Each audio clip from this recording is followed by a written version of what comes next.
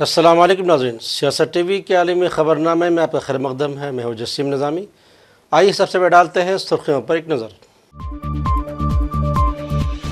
غزہ کے نصیرات کیمپ میں آج بھی اسرائیل کا حملہ، بچوں اور خواتین سمیت 14 افراد شہید، 18 زخمی۔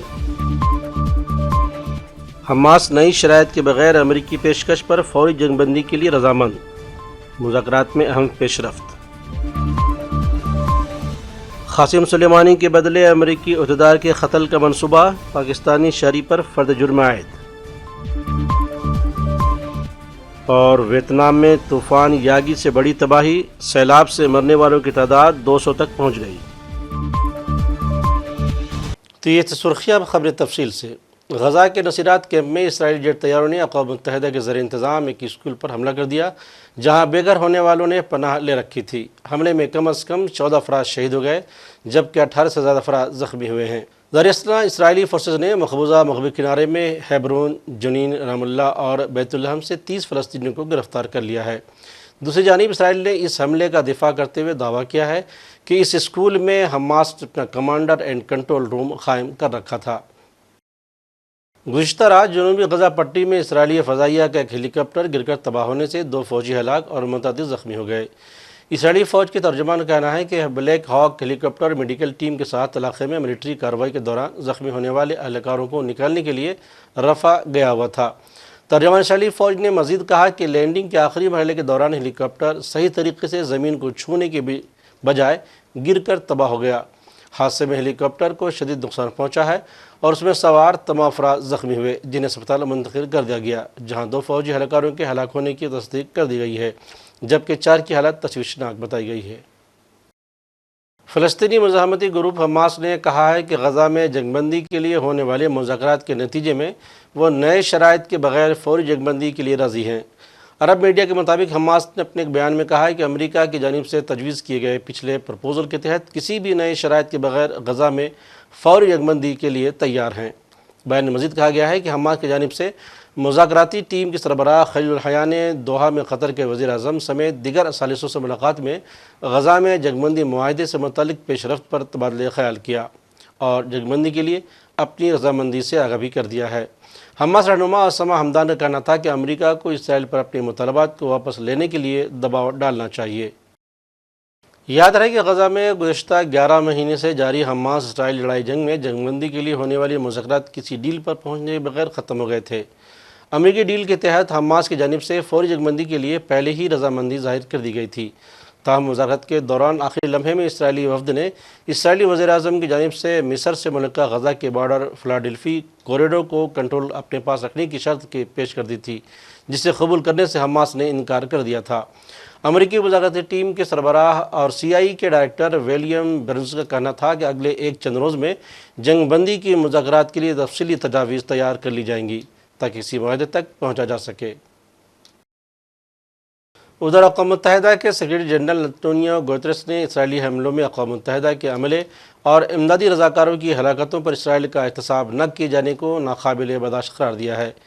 جاریہ مہینہ اقوام متحدہ کی جنرل اسمبلی کے سالانہ اجلاس سے قبل برطانوی خبر ایجنسی کو اپنے خصوصی انٹرویو میں انٹونیو گوتریس نے گزشتہ برس کو بہت سخت اور بہت ہی مشکل قرار دیتے ہوئے کہا کہ اس پورے سال پر اسرائیل کی غزہ میں جاری جنگ حاوی رہی۔ انہوں نے کہا کہ غزہ میں جو کچھ ہوتا رہا ہے اور وہ کسی طور پر بھی قابل قبول نہیں ہو سکتا۔ غزہ میں اب تک اسرائیلی حملوں میں 71,000 سے زیادہ فلسطینی جانیں گنوا چکے ہیں اور سویلینز کے بچاؤ کے اقدامات کی غیر موجودگی میں اسرائیل کی جانب سے بین الاقوامی انسانی قوانین کی ڈرامائی خلاف ورزیاں کی جاتی رہی ہیں۔ ادھر ایران کے ساتھ تعلقات رکھنے والے ایک پاکستانی شہری پر پاسدار انقلاب کے کمانڈر قاسم سلیمانی کے قتل کے جواب میں مبینہ طور پر امریکی عہدیدار کو ہلاک کرنے کا منصوبہ بنانے پر فرد جرم عائد کر دی گئی ہے۔ رپورٹ کے مطابق امریکی محکمہ انصاف اور پروسیکیوٹر نے بیان میں کہا ہے کہ پاکستانی شہری 46 سالہ آصف مرچنٹ نے مبینہ طور پر ایک سیاستداں اور امریکی حکومتی عہدیدار کو قتل کرنے کے لیے کرائے کے قاتل کی خدمات حاصل کرنے کا منصوبہ بنایا تھا۔ اٹارنی جنرل میں میرک گیرلینڈ نے بیان میں کہا ہے کہ آصف مرچنٹ کے خلاف کرائے کے قاتل کی خدمات حاصل کرنے کا الزام دہشت گردی اور قتل کے زمرے میں آتا ہے۔ ہم ان لوگوں کو کٹہرے میں کھڑا کریں گے جو امریکہ کے خلاف ایرانی منصوبوں کو آگے بڑھانے کی کوشش کرتے رہے ہیں۔ ہندوستان میں امریکی سفیر ایرک گارسٹی کا کہنا ہے کہ امریکہ میں ہمارا ایک نیا صدر ہوگا، لیکن ایک چیز نہیں بدلے گی، وہ ہے امریکہ کے ہندوستان اور ہندوستانی عوام کے تئیں دوستی۔ ہم جانتے ہیں کہ دونوں ممالک میں زیادہ سرمایہ کاری، تجارت، سیاحت اور طلباء کو لانا ہندوستان کے لیے اچھا ہے، یہ امریکہ کے لیے اچھا ہے اور یہ ہندوستانیوں کے لیے بھی نوکریاں پیدا کرتا ہے۔ like each other, our people love each other, and that our economies are growing together. America is the fastest growing economy in the developed world. India is the fastest growing economy in the developing world. And much of that momentum comes with each other. We're now your number one trading partner. We have a record amount of trade that is tenfold more than it was just 2 decades ago. So we know that bringing more investment, bringing more trade, bringing more tourism, bringing more students to both countries is good for India, and it's good for America. It creates jobs for Indians and jobs for Americans, and that's what today's snapshot is all about. What do you make of India's growing heft in the global sphere, really? This entire possibility of a mediation as well, especially in the light of what has happened in Moscow overnight. How do you look at that drone attack right into a civilian place in Moscow? Look, we welcome any partners in bringing peace to this world. Shakti. We know that here in India, that India has always been a country that has stood for peace, and whatever influence it can exert to bring peace to people who are suffering an unwarranted invasion of Ukraine, in the Middle East where we've seen a war break out, in Sudan. India is really coming into its own, not just about being a domestic power, a regional power, but a global power and a force for good. And I think the United States and India showed when we come together at G20 that we can bring the entire world together, that India opens up doors that are sometimes less open to America. America opens up doors that sometimes are not as open to India.